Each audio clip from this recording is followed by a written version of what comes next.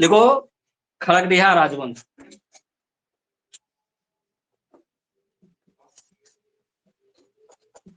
खड़गडिहा राजवंश,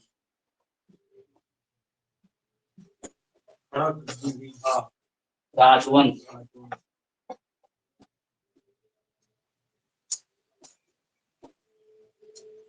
देखो खड़गडिहा राजवंश की स्थापना,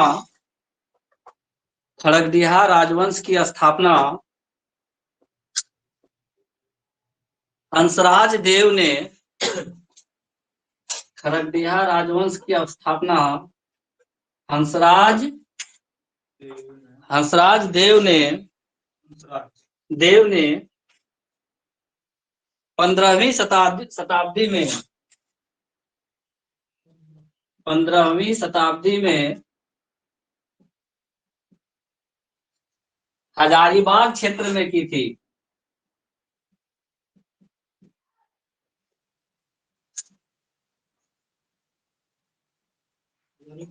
क्षेत्र में की थी।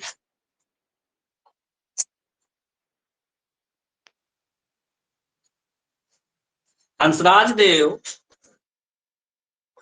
देव मूलतः दक्षिण भारत का ब्राह्मण था। मूलतः हंसराज देव मूलतः दक्षिण भारत का ब्राह्मण था, जिसने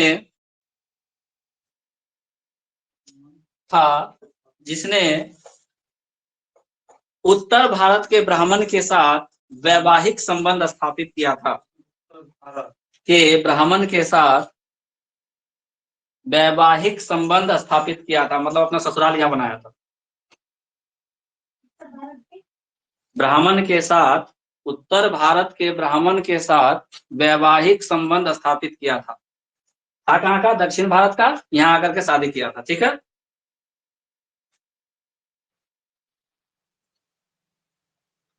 तो ये तो कहाँ का था? दक्षिण भारत का। आया कहाँ? हम लोगों के यहाँ पे। ठीक है। तो यहाँ कोई ना कोई तो रहा होगा कि नहीं रहा? तुम कोई नया आदमी अगर यहाँ आएगा तो उसको ऐसे आसानी से बसने दिया जाएगा? राजा बनने दे देगा? संभव है? किसी न किसी को उसको हराना पड़ेगा।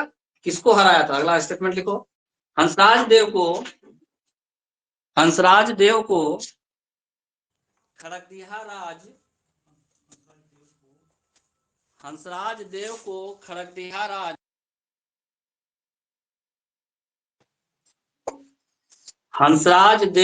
खड़गडिहा राज। अंजलि आवाज आ रही है? जी। कॉल आ गया था। आवाज कम होगा तो बता देना, क्योंकि कॉल आ गया था बीच में। ठीक। हंसराज देव को खड़गडिहा राज स्थापित करने के लिए वंदावत जनजाति या वंदावत जाति को पराजित करना पड़ा था। वंदावत जाति को पराजित करना पड़ा था।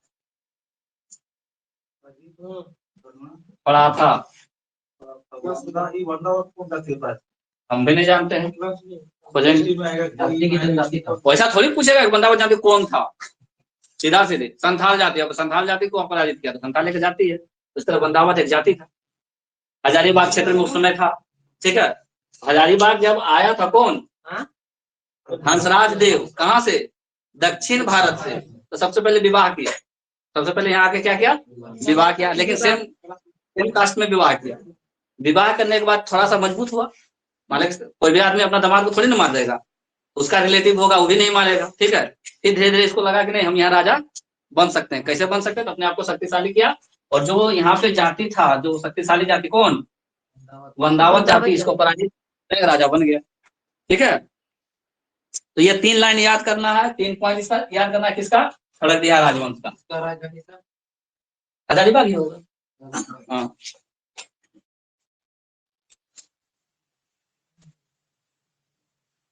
अब और जब पॉइंट बता रहे थे तो 6 के बाद क्या लिखा थे? कुंडा राजवंश लिखवाए थे। और एक क्या था? चुना राजवंश को मार दिया था। वो तो चुना राजवंश को मार दिया था। तो कुंडा राजवंश के बारे में भी लिख लो एक लाइन।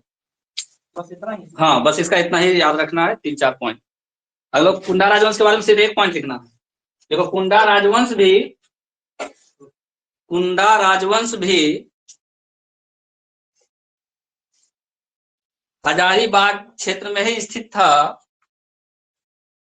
कुंडा राजवंश भी हजारीबाग क्षेत्र में ही स्थित था। कुंडा राजवंश भी हजारीबाग क्षेत्र में ही स्थित था। जबकि एक और कौन सा राजवंश छूटा था? सोनपुर। जबकि सोनपुर राजवंश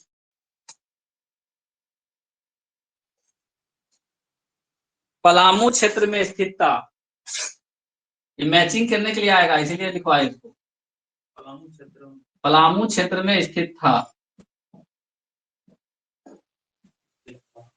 कुंडा राजवंश कहाँ था? हजारीबाग। सोनपुर राजवंश कहाँ था? पलामू। तो हम लोगों के झारखंड में जितनी जनजातियों का राजवंश चल रहा था 7-8 सबके बारे में जान लिए। सबसे पहला कौन सा राजवंश पढ़े थे? 1 नंबर में सबसे पहले क्या पढ़े थे? फनी मुकुट राय के बारे में, और उसके पहले मुंडा राजवंश। एक बार रिकैप करवा दे रहे हैं। सबसे पहले क्या पढ़े? मुंडा राजवंश। मुंडा राजवंश का कहाँ चल रहा था? शासन कहाँ कर रहे थे ये लोग? छोटा नागपुर क्षेत्र में। कहाँ शासन कर रहे थे? छोटा नागपुर क्षेत्र में। दूसरा राजवंश, अच्छा, मुंडा राजवंश की स्थापना किसने की थी? ऋषा मुंडा ने की थी। लेकिन राजा किसको बनाया था? सुतिया पाहन को राजा बनाया था। इसलिए इस जगह का नाम क्या पड़ गया था? सुतिया नागखंड। सुतिया नागखंड के कितने राज हुए? राजधानी? सुतिया नागखंड के कितने राजधानी पड़े? 8। अब यो गिन लो। 8 सुतिया नागखंड का कितना राजधानी? अच्छा चलो, कै गो गढ़ था सुतिया नागखंड में? परगना कै गो था? उल्टा बोल रहा है। परगना था 21, गढ़ था 7। परगना 21 था सर। परगना था 21, गढ़ था 7। उसके बाद हम लोग नागवंश पढ़े। नागवंश में क्या पढ़े? नागवंश के संस्थापक कौन थे? फनी मुकुट राय। ऐसे याद रखेंगे, नाग का अन, फनी मुकुट राय। फनी मुकुट राय के बाद राजा कौन बना? फनी मुकुट राय की राजधानी कौन सी थी? सुतियाम्बे। फनी मुकुट राय की राजधानी सुतियाम्बे। फनी मुकुट राय के बाद कौन राजा बना? नहीं, राजा नहीं, फनी खाली हटा दो, मुकुट राय। फनी मुकुट था, ये मुकुट था। इसका कोई राजधानी नहीं। उसके बाद कौन बना था? प्रताप राय। नहीं भाई, प्रताप होगा नहीं, प्रताप राय होगा। मुकुट के बाद कौन बना था? प्रताप राय सर। नहीं, मदन राय। मुकुट के बाद मदन भी है। मुकुट के बाद मदन है, इसके बाद प्रताप है। प्रताप राय ने राजधानी चेंज करके कहाँ बनाया? चुटिया। उसके बाद जल्दी जल्दी बोलो ना, रिकैप कर रहे हैं। कॉपी देखो, जल्दी जल्दी बोलो। गजघंट राय। गजघंट राय क्या किया? काम क्या किया गजघंट राय? कहाँ का? महामाया मंदिर का निर्माण कराया। अच्छा, और होपा मुनि गांव में महामाया, गुमला जिले के होपा मुनि गांव में महामाया मंदिर का निर्माण कराया। और देखो, लोगों का रिकैप करवा रहे हैं। देखो, कि जो रिकैप करा रहे हैं यूट्यूब में देखेंगे तो समझ में आएगा। सबसे पहले हम लोग मुंडा राजवंश को, एक मिनट, मुंडा राजवंश की स्थापना किसने की थी? मुंडा राजवंश मारेंगे ना, कपारे फोड़ देंगे। ऋषा मुंडा ने राजा किसको बनाया था? सुतिया पाहन को बनाया था। सुतिया पाहन ना? जी सर, सुतिया पाहन था। सर हाँ, सुतिया पाहन को। इसमें नागवंश में सुतिया पाहन होगा ना? सुतिया पाहन तो नागवंश में होगा। यहाँ मुंडा राजवंश में कुछ बता रहे हैं कहानी। सिर्फ ऋषा मुंडा का नाम था ना। ऋषा मुंडा के बाद राजा कौन बना? मदराम मुंडा। यही नाम पूछना चाह रहे थे उस समय से। सुतिया नागखंड जगह का नाम था। सुतिया पान को राजा बनाया, उसके बाद कौन बना वो हम पूछ रहे हैं। मदरा मुंडा। मदरा मुंडा ने किसको लिया था? हनी मुकुट राय को। हनी मुकुट राय को गोद लिया था। राजा जब बन गया तो इसने पूरा इसका राजवंश चेंज कर दिया। क्या कर दिया? मुंडा राजवंश। मतलब मुंडा राजवंश पूरा हटा करके क्या कर दिया? नागवंश कर दिया। अब नागवंश चलने लगा तो इसमें 8 आदमी राजधानी चेंज किया था ना, ये सब देख लेना सब। तो मुंडा राजवंश हो गया, नागवंश हो गया, तीसरा क्या था? तीसरा वंश नहीं राजा वंश। वंश नागवंश के बाद पलामू का रक्सौल वंश। पलामू का रक्सौल वंश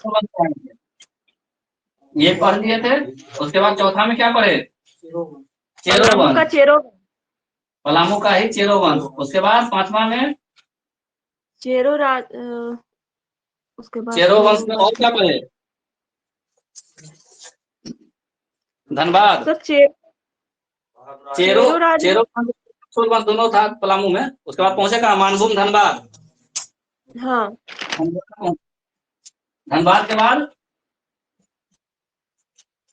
बाद सर सिंहभूम का ढाल वंश। सिंहभूम में 2 वंश, ढाल वंश और सिंहभूम में 2 वंश, ढाल वंश और सिंह वंश। सिंह वंश में भी 2 शाखा। सिंह वंश में भी क्या? 2 शाखा। शाखा 1 शाखा 2। उसके बाद सिंह वंश का 2, काशीनाथ सिंह और दत्त नारायण सिंह। ठीक है, 6 नंबर यहाँ था। उसके बाद 7 नंबर में क्या पढ़े थे? तो सिंहभूम का सिंह वंश। सिंहभूम का सिंह लिख लीजिए। सिंहभूम का सिंह वंश लिख लिए, ढाल वंश और सिंह वंश। उसके बाद 7वां नंबर रामगढ़ राज्य में सिंह वंश। सिंह वंश चला। कौन सिंह? भागदेव सिंह। आ गया, बोले ना, आ गया।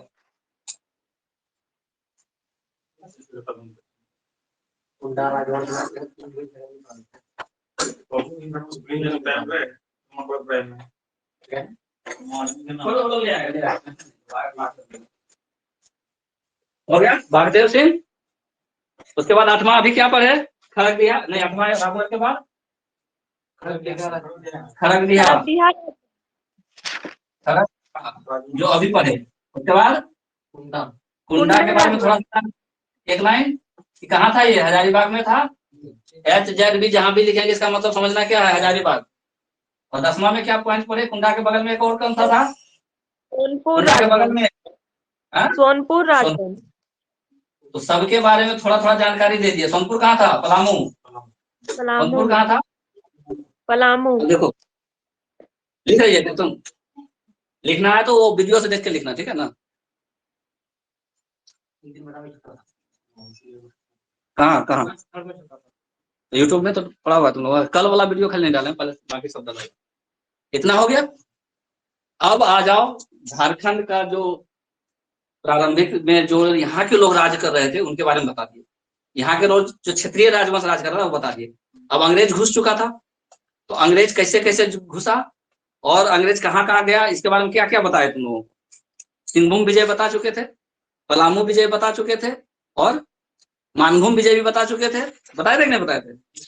उसके बाद तुम लोगों को छोटा नागपुर भी बता दिए हैं, सरायकेला खरसावां बता दिए थे। यानी अंग्रेजों का भी बता दिए जो जहां जहां घुसा, और यहाँ का जो राजा पहले था वो भी बता दिए। ठीक है, यहाँ से एक क्वेश्चन चांस है कि आ जाएगा। पूरा जब सेट 150 बनाओगे ना, तो इतना में से जैसे पुराना जो छोटा नागपुर वंश का था जितना राजवंश पढ़ा है उसमें से 1 से 2 क्वेश्चन, ज्यादा नहीं आने वाला। एक वो क्वेश्चन आएगा, पूरा एक चैप्टर है तो चैप्टर से एक ही क्वेश्चन आएगा ना। जहाँ एक ही चैप्टर से जैसे हम लेंगे 30 नंबर का, तो अभी जो चैप्टर पढ़ा है उसमें से क्वेश्चन लेंगे तो ज्यादा रहेगा। लेकिन वहां तो वो तो कहेगा भाई इतना में हम एक क्वेश्चन लेंगे, है ना? उसका तो बहुत लंबा से चौड़ा सिलेबस है ना। एक क्वेश्चन वहां से आएगा और एक अंग्रेज वाला से आएगा, तो 2 क्वेश्चन हो गया। अब अगला लिखो टॉपिक, झारखंड में जनजातीय विद्रोह। झारखंड में जनजातीय विद्रोह अब जब अंग्रेज आ गया तो विद्रोह तो करेगा ना यहाँ का लोग।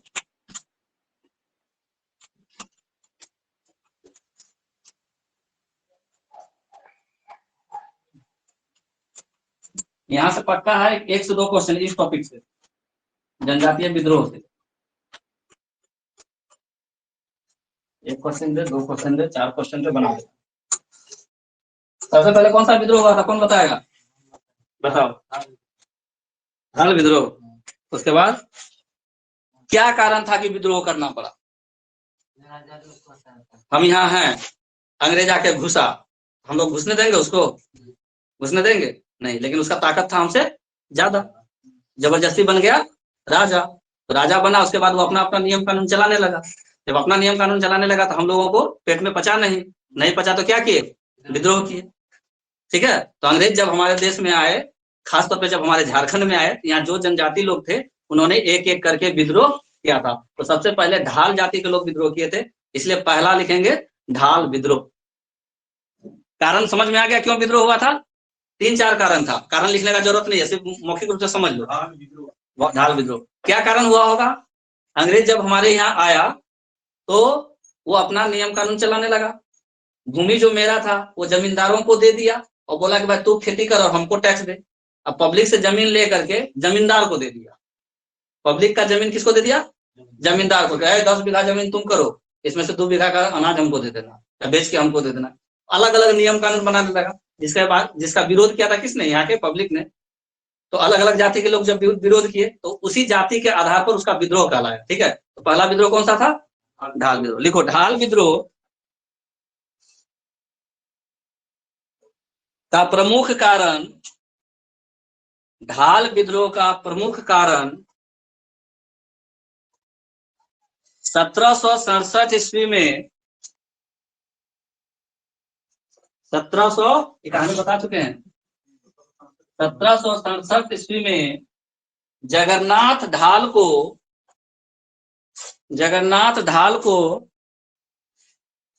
अपदस्थ कर, जगन्नाथ ढाल को अपदस्थ कर, किसको हटाकर,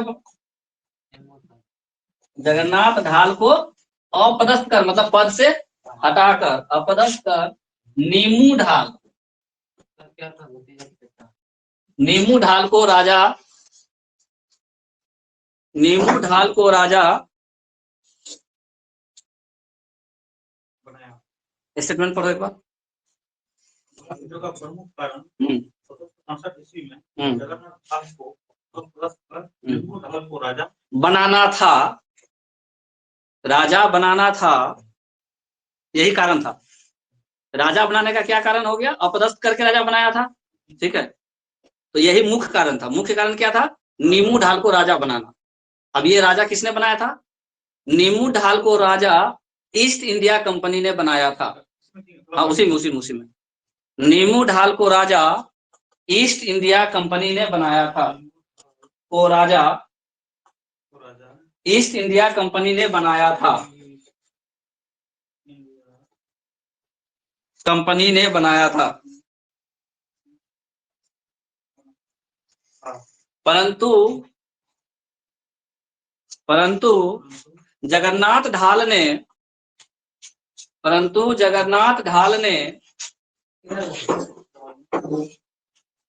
काहे सबको पकड़वाते हैं, परंतु जगन्नाथ ढाल ने विद्रोह कर दिया, और यह विद्रोह लगभग 10 वर्षों तक चला, और यह विद्रोह लगभग 10 वर्षों तक चला, 10 वर्षों तक चला, और अंत में मजबूर होकर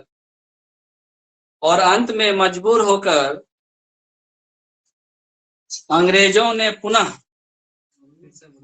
और अंत में मजबूर होकर अंग्रेजों ने पुनः जगन्नाथ ढाल को राजा बना दिया। अंग्रेजों ने पुनः जगन्नाथ ढाल को राजा बना दिया। अंग्रेजों ने पुनः जगन्नाथ ढाल को राजा बना दिया।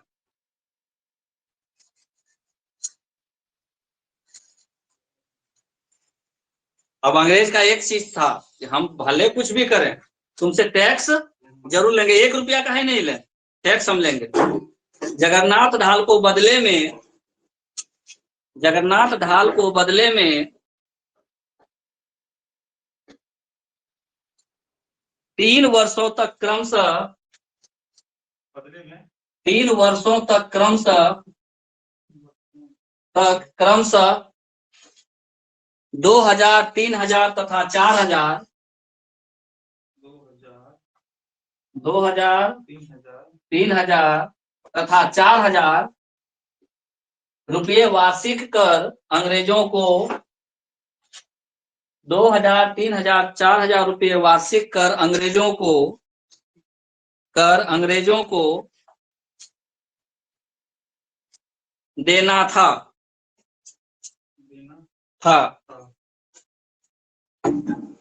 तो 1767 ईस्वी में विद्रोह शुरू हुआ था। कब हुआ था 1767 में विद्रोह शुरू? 10 वर्ष तक चला विद्रोह।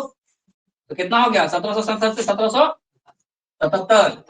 1777। तो 1777 में क्या बोला? राजा तो हम तुमको बना देंगे, लेकिन पैसा कितना देना होगा तुमको? टैक्स 2000। फिर अगला साल कितना? 1778 में कितना? 3000। और 1779 में कितना? 4000।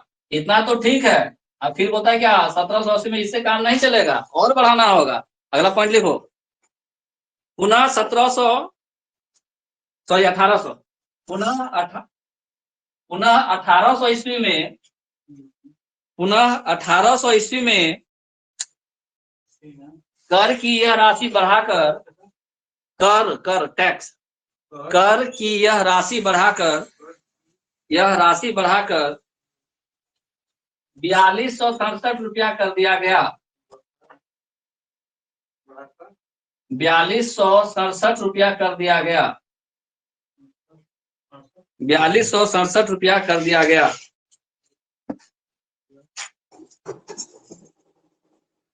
समझ में आया बात?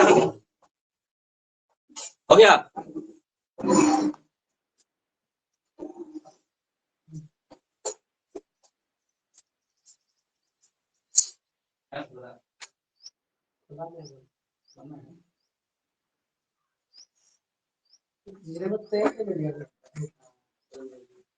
के तुम लोगों का तेरे पास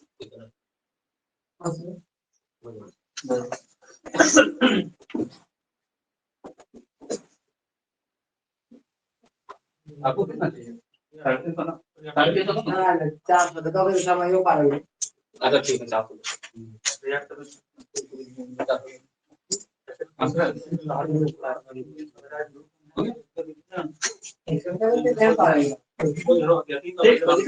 आप भी खुश रहिए।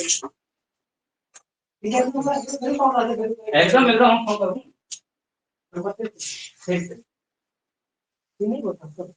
5 उतार लिया ना गुड्डू? वहाँ क्लास शुरू हो रहा है। 1800 ईस्वी में ये टैक्स कितना बढ़ा के कर दिया गया? 4267। 10 वर्षों तक जो विद्रोह चला, इसको अंग्रेज सब दमन करने का कोशिश किया होगा, दबाने का कोशिश किया कि होगा कि नहीं होगा?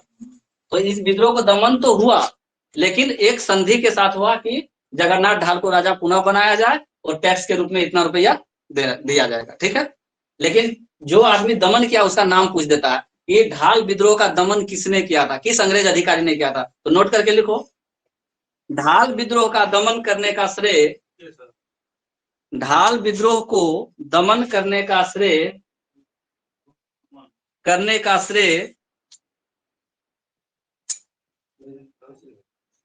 ऐसे श्री जैसे लिखते हैं श्रो। ढाल विद्रोह को दमन करने का श्रेय अंग्रेज अधिकारी लेफ्टिनेंट रुक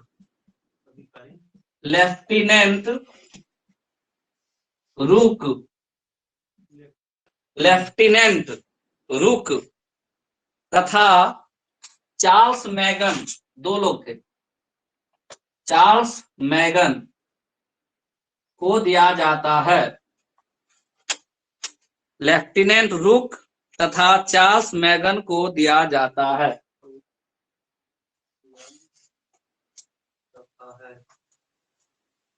दमन करने का श्रेय ढाल विद्रोह का किसको दिया जाता है? याद करने के लिए बहुत आसान ऑप्शन है। ढाल विद्रोह शुरू हुआ, पहला विद्रोह कौन सा शुरू हुआ?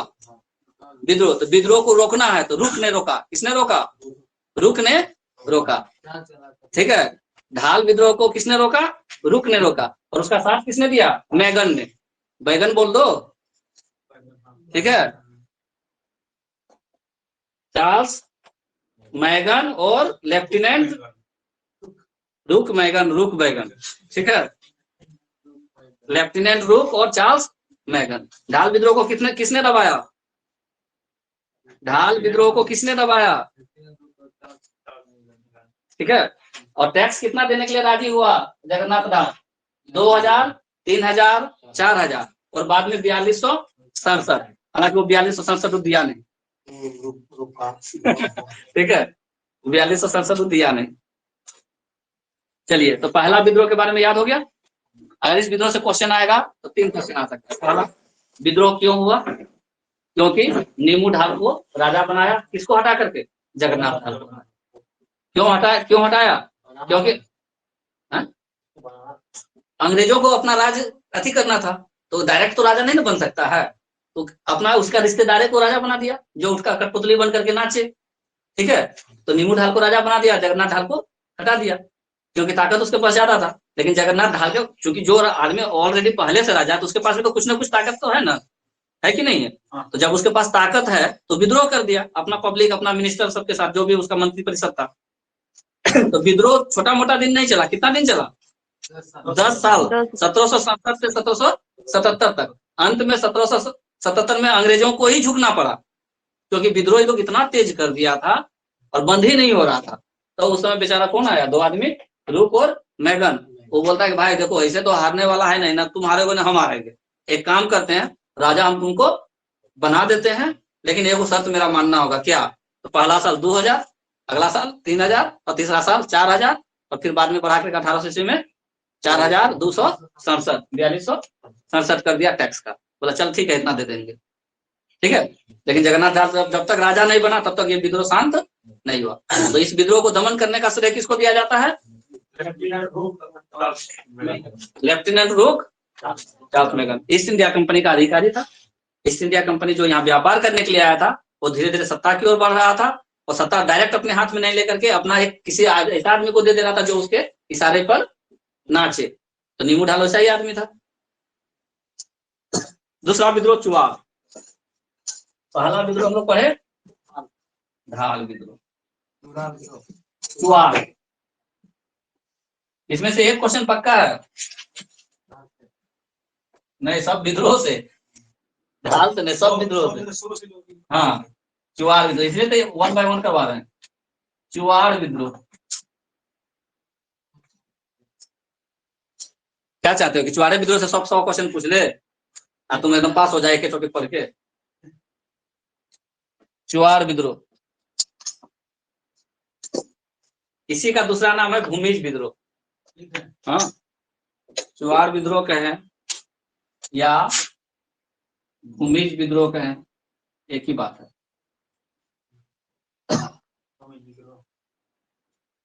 लिखो,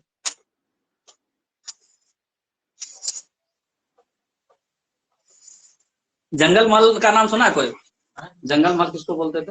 पहले हम लोगों का झारखंड जो था ना, झारखंड का कुछ एरिया को मिला के लोग, अंग्रेज लोग बोलता था ये जंगल महल है, ये सब पूरा खाली जंगले जंगल है। उसका नाम क्या दे दिया था? जंगल महल। देखो, जंगल महल के अंतर्गत, जंगल महल के अंतर्गत मेदिनीपुर,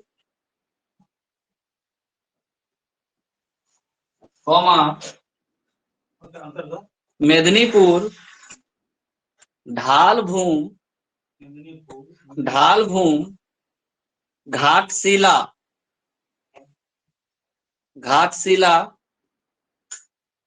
लालगढ़, जामबनी, लालगढ़, जामबनी,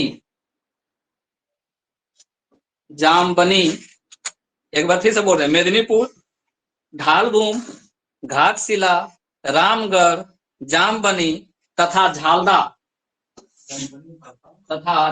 क्षेत्र आता था। झालदा क्या क्षेत्र हुआ, एक बार बोलो तो नाम तुम लोग। मेदिनीपुर, ढालभूम, घाटशिला,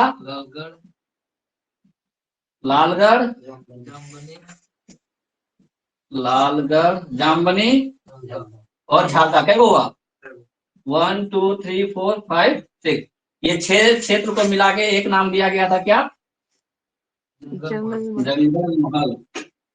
इसका ये कैसे कैसा अभी लिखवा रहे हैं, क्या लिखा स्टेटमेंट पूरा, क्या लिखा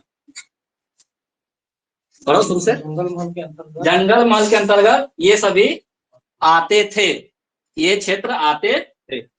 जंगल महल के अंतर्गत झालदा क्षेत्र आते थे, झालदा के बाद लिखो क्षेत्र आते थे, झालदा के बाद लिखो क्षेत्र आते थे। लिख लिया, लिख लिया, ठीक है, वेरी गुड। लिखो, चुआर शब्द का अर्थ होता है, चुआर शब्द का अर्थ होता है, शब्द अर्थ होता है, क्या होता है, रोज तुम लोग बोलता है चौहार कहीं का। चौहार मतलब क्या होता है, जनजाति होता है, अलग बात है। चौहार किसको तुम लोग बोलते हो, चौहार वाला काम मत करो, बोलता है कि नहीं बोलता है, बदमाश एकदम बोलता है। चौहार मतलब क्या होता है, मतलब नीच जाति का, जिसका मतलब क्रियाकलाप सही नहीं है, बहुत नीचे नीचे का कार्य करता है, नहीं बोलता चौहार है, तो वही शब्द है चुआर। वहां ह हम लोग प्रोनाउंसिएशन कर देते हैं, यहाँ ओ लिखते हैं चू आर, लेकिन हम लोग बोलते हैं क्या, चौहार, है ना। तो उसका अर्थ क्या हुआ चुआर शब्द का, देखो चुआर शब्द का अर्थ होता है दुर्वृत्त या नीच जाति।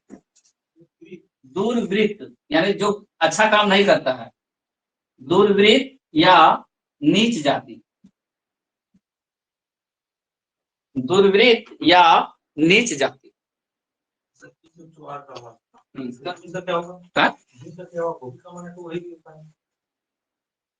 बता रहे, लिख लो इसको पहले। चुआर का क्या अर्थ हुआ, दुर्वृत्त या नीच जाति। लिखो यह शब्द, हाँ, दुर्वृत्त या नीच जाति होता है, ये लिख लिया, स्टेटमेंट पूरा हो गया। दुर्वृत्त या नीच जाति होता है, लिख लिया।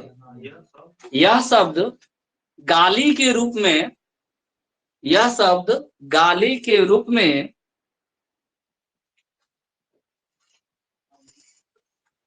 आदिवासी योद्धाओं, आदिवासी योद्धाओं, योद्धा युद्ध करने वाला योद्धा, और किसानों के लिए, आदिवासी योद्धाओं और किसानों के लिए प्रयोग किया जाता था, और किसानों के लिए प्रयोग किया जाता था। आदिवासी योद्धाओं और के लिए प्रयोग किया जाता था, आदिवासी योद्धाओं और किसानों के लिए प्रयोग किया जाता था। हो गया स्टेटमेंट पूरा। चुआर किसको बोलता था, किसान को बोलता था, या जो जो अंग्रेज लोगों के पास लड़ने के लिए आता था योद्धा, उसको बोल देता था तुम लोग चुआर है ना, गाली हुआ है वो, ठीक है। और वही बोलते बोलते वो पूरा जाति का नाम पड़ गया चुआर, ठीक है। तो चुआर क्या हो गया, जाति। एक्चुअली में इसका नाम क्या है, भूमि। जो भूमि, भूमि मतलब क्या है, जिसके पास बहुत भूमि था, पहले जमीन था, भूमि मतलब जमीन था, तो लोग भूमि कहलाता था। लेकिन लोग कर दिया चुआर। अब लोग क्वेश्चन में आ जाता है चुआर विद्रोह, भूमि विद्रोह पर आता तो ठीक है, मतलब संतोषजनक रहता है, लेकिन चुआर विद्रोह भी कभी कभी दे देता है, इसलिए दोनों नाम याद रखना होगा। चुआर विद्रोह बोले या भूमि विद्रोह बोले। किसको बोलते थे चुआर, जो आदिवासी योद्धा होते थे, जो अंग्रेजों के साथ लड़ते थे, और जो किसान होते थे, इन दोनों को क्या कहा गया, चुआर कहा गया, ठीक है। अभी पहुंच रहे, अभी तक विद्रोह शुरू ही नहीं किए हैं, अभी तो अर्थ बता रहे हैं चुआर शब्द। देखो, जंगल महल में निवास करने वाले, जंगल महल में निवास करने वाले, निवास करने वाले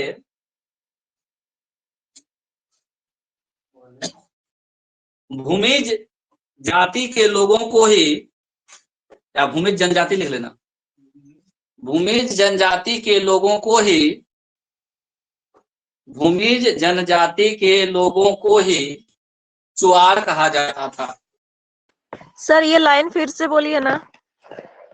जंगल महल में निवास करने वाले भूमिज जनजाति के लोगों को ही चुआर कहा जाता था। आवाज नहीं जाए अंजलि तो हमको बता देना। जी सर। लिख लिए? नेक्स्ट लिखो, यहाँ के चुआर जनजाति के लोग, यहाँ के चुआर जनजाति के लोग जमींदारों के यहाँ, जमींदारों के यहाँ सिपाही का कार्य करते थे, सिपाही का कार्य करते थे तथा इन्हें पाइका कहा जाता था। पाइका, यहाँ देखो लिख रहे हैं रॉबिन, पाइका नहीं तो बताओ कहाँ होता है? झारखंड में। और क्या किया जाता है पाइका नृत्य में? सैनिक का वेशभूषा धारण करते हैं। सैनिक मतलब योद्धा, योद्धा मतलब सिपाही। समझ में आया? अब समझ में आ गया? और इन्हें पाइका कहा जाता था। रटते जाता था ना। अब हम जब पढ़ाएंगे तो रटने का जरूरत नहीं है, हम समझा रहे। एक सेकंड रुकिए। हमने क्या कहा?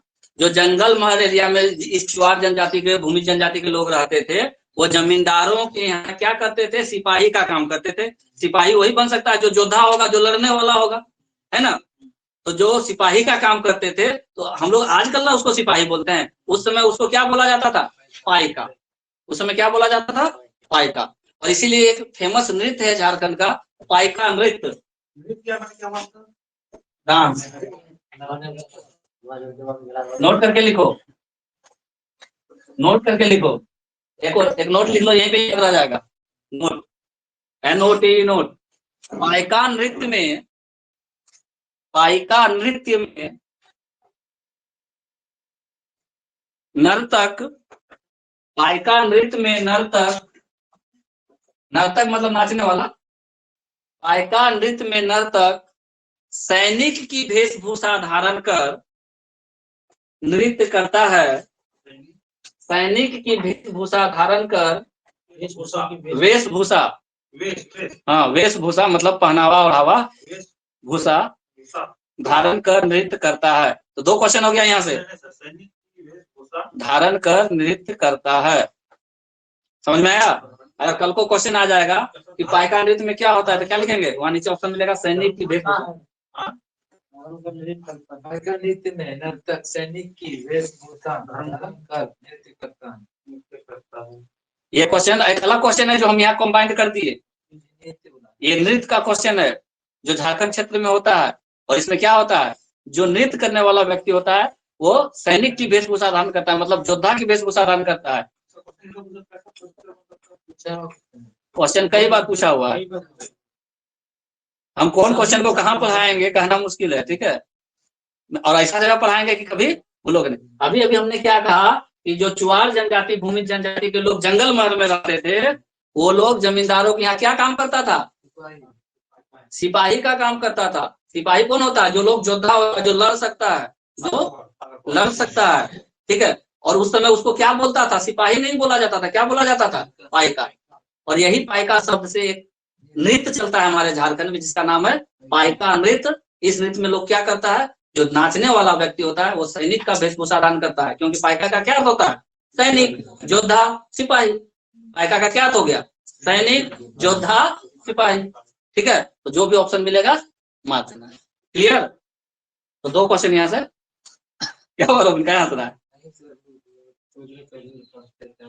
पहले ज्यादा पूरा नहीं पड़ता है ना, ठीक है। पाइका। चलो आगे बढ़ते हैं। अब इस एरिया में अंग्रेज आ गया। इस एरिया में क्या हो गया? अंग्रेज आ गया। क्या किया इसने? हाँ छोड़ दें, छूट गया क्या? छोड़ दे, क्या बोल रहा है? हाँ बोलो क्या बोल रहा है? क्या बोला बोलो। तो पायका नृत्य में क्या होता है? पायका बोलो बोलो। पायका यहाँ जो तुम लोग डांस करते हो अथी में क्या बोलते हैं, सोहराय में वेशभूषा धारण करते हो नहीं अलग, तो उसी तरह पायका का भी एक डांस है। पायका का भी एक डांस है जो कौन करता है? चुवाड़ और भूमिज लोग करते हैं। जो चुवाड़ और भूमिज लोग करते हैं। और उसमें क्या करता है जो डांस करने वाला था वो क्या वेशभूषा धारण करता है? सैनिक का वेशभूषा धारण करता है। ठीक है, बहुत बार क्वेश्चन ये आया हुआ है, झारखंड में पूछो चाहे जेपीएससी में, हाँ लगभग सभी एग्जाम में ही आता है। ठीक है, तो पायका नृत्य याद रखना। पायका शब्द का अर्थ समझ में आया? पायका शब्द का क्या होता है? सिपाही। और सिपाही वही हो सकता है जो योद्धा हो, जो सैनिक हो, जो युद्ध करने वाला हो। ग्रुप डी में भी आया था। लो कहाँ कहाँ आ गया क्वेश्चन पता नहीं। आगे लिखो। अभी वो खत्म कहाँ हुआ है? पायका कहा जाता था, वो खत्म हो गया। था है नहीं था, अभी नहीं कहा जाता है, ऊपर में लिखवाए हैं जो हो गया। अब तुम किसी के यहाँ अगर काम करोगे तो तुमको वेतन चाहिए, पैसा चाहिए, चाहिए कि चाहिए नहीं चाहिए? चाहिए ना। जमींदार के यहाँ तुम काम करोगे तो किस लिए काम करोगे? कुछ तो चाहिए। देखो जमींदार पायकाओं को, जमींदार पायकाओं को, पायकाओं को सिपाही के कार्य के बदले, सिपाही के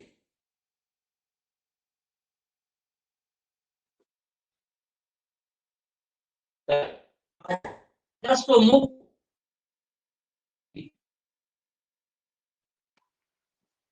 सर आवाज नहीं आ रही।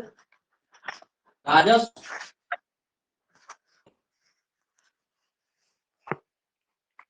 सर आवाज बिल्कुल भी नहीं आ रही। अच्छा ठीक है कोई बात नहीं। देता था, हाँ, तथा इस भूमि को पायकान भूमि कहा जाता था। पायकान भूमि या जमीन, पायकान भूमि या जमीन कहा जाता था। पायकान भूमि या जमीन कहा जाता था।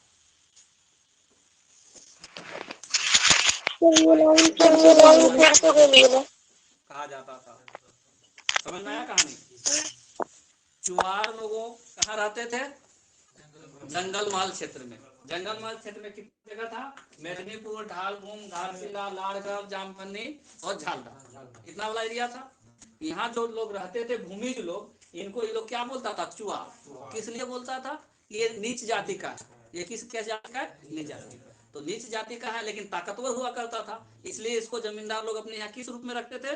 सिपाही के रूप में रखते थे। और सिपाही को उस समय लोग क्या बोलता था? पाइका। इसी वजह से हम लोगों के यहाँ एक पायका नृत्य फेमस है। झारखंड का पायका नृत्य फेमस है, जिसमें जो नृत्य करते हैं वो लोग कैसा वेशभूषा धारण करते हैं? सैनिक का वेशभूषा धारण करते हैं। क्लियर हुआ? उसके बाद हमने क्या कहा कि अगर हम किसी के यहाँ कार्य करेंगे तो उसके बदले कुछ लेंगे कि नहीं लेंगे? लेंगे। तो इन लोगों को जमींदार लोग क्या देता था? राजस्व मुक्त कर भूमि, मतलब बिना टैक्स देने वाला। कोई किसी को देता था टैक्स देना पड़ता है, ये लोग बोलता टैक्स नहीं लेंगे, तुम उपजाओ खाओ तुम्हारा, ठीक है। तो राजस्व मुक्त भूमि उन लोगों को देता था। और ये जो भूमि था राजस्व मुक्त भूमि, उसको क्या नाम दिया था? पायकान भूमि या पायकान जमीन। पायकान मतलब पायका को दिया हुआ जमीन। पायका मतलब सैनिक नहीं, सिपाही। पायका मतलब सिपाही। तो पायकान भूमि किसको दिया जाता था? पायका लोगों को दिया जाता था। तो सैनिक के रूप में या सिपाही के रूप में जमींदारों के यहाँ कार्य करते थे। क्लियर होगा? तो हम लोगों ने दो पढ़ा। पहला विद्रोह क्या पढ़ा? ढाल विद्रोह। सर आवाज नहीं आ रहा है।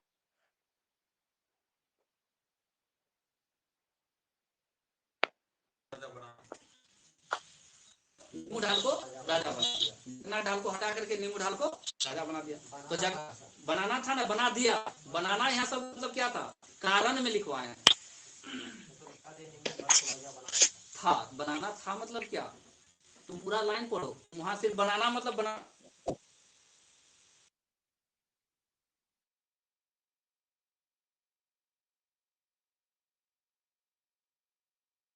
आप क्या बोले कि जगन्नाथ ढाल को हटा के नींबू ढाल को राजा बना दिया।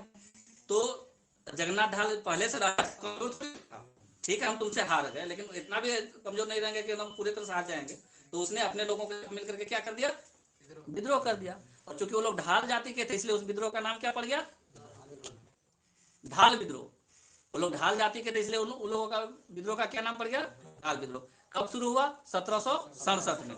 1767 में कितना दिन चला, 10 साल चला। 1777 पूरा हो गया। देखा भाई ना ये हार रहा है ना वो हार रहा है, तो आ गए लेफ्टिनेंट रुक और मॉर्गन, कौन, बैगन साहब, कौन मैगन, चार्ल्स मैगन। इन दोनों ने बोला कि भाई देख ऐसे कुछ हरियाणा वाला नहीं है, एक काम करते हम तुमको फिर से राजा बना देते हैं। किसको, जगन्नाथ ढाल को। तुम लोग विद्रोह मत करो। बोला ठीक है बना दीजिए। तो देख ऐसे थोड़ी बना देंगे, कुछ मेरा भी शर्त है। बोला बोले क्या शर्त है, 2000, 3000, 4000 लगातार एक साल तुमको देना होगा। तो लास्ट में 4267 रुपया। ठीक है, इतना क्लियर हुआ। जगन्नाथ ढाल पुनः राजा बन गया, विद्रोह हो गया शांत। तो ढाल विद्रोह को दमन करने का श्रेय किसको दिया जाता है, लेफ्टिनेंट रूक और चार्ल्स मैगन। खत्म। फिर आए हम लोग चुआड़ में। चुआड़ हम लोग किसको बोले, जो जंगल महल क्षेत्र में लोग रहते थे, भूमिज लोग, उनको चुआड़ कहा जाता था, जो कि एक गाली के रूप में प्रयोग होता था, जिसका क्या अर्थ होता है, दुर्विदित या नीच जाति के लोग। क्लियर हो गया। अब जंगल महल क्षेत्र में कौन कौन सा आया, मेदिनीपुर, ढालपुर, घाटशिला, लालगढ़, जामबनी और झारा। अब यहाँ के लोग जो थे ताकतवर तो थे, लेकिन थोड़े मतलब गरीब थे। तो ये लोग जमींदारों के यहाँ किसका काम करते थे, सिपाही का काम करते थे। तो सिपाही का काम करते थे तो उसके बदले में उनको क्या देता था, राजस्व मुक्त भूमि देता था उसको। ठीक है, राजस्व मुक्त भूमि देता था, जिसको लोग अपना खेती उती करता था। क्लियर हो गया। और यही सिपाही लोगों को उस समय क्या बोला जाता था, पाइका बोला जाता था। इसलिए हम लोगों के झारखंड क्षेत्र में एक नृत्य फेमस है जिसका नाम है पाइका नृत्य, जिसमें जो नृत्य करने वाला है वो कैसा वेशभूषा धारण करता है, सैनिक का वेशभूषा धारण करता है। तो बस इतना ही आज का था। कल करेंगे फिर क्लास, कल रेगुलर करेंगे। कल तो कोई टेंशन है नहीं। चुआड़ खत्म हुआ, चुआड़ भी कैसे खत्म हो जाएगा, चुआड़ विद्रोह दम हो गया। अच्छा लेट हो गया, कोई बात नहीं।